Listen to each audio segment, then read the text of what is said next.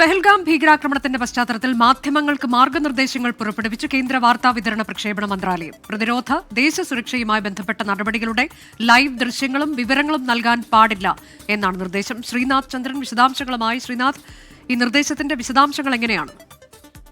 അനുജ, അല്പസമയം മുമ്പാണ് വാർത്താവിനിമയ പ്രക്ഷേപണ മന്ത്രാലയം ഇത്തരമൊരു മാർഗനിർദ്ദേശം പുറത്തിറക്കിയത്. മാധ്യമങ്ങൾ ഈ സൈനിക നടപടികൾ, ഒപ്പം തന്നെ ദേശസുരക്ഷയുമായുള്ള വിവരങ്ങൾ, ഇതിനെയൊക്കെ തന്നെ തത്സമയ വിവരങ്ങൾ നൽകരുത് എന്നതാണ് അവർ ഈ വാർത്താക്കുറിപ്പിൽ പറയുന്നത്, ഈ നിർദ്ദേശങ്ങൾ പറയുന്നത്.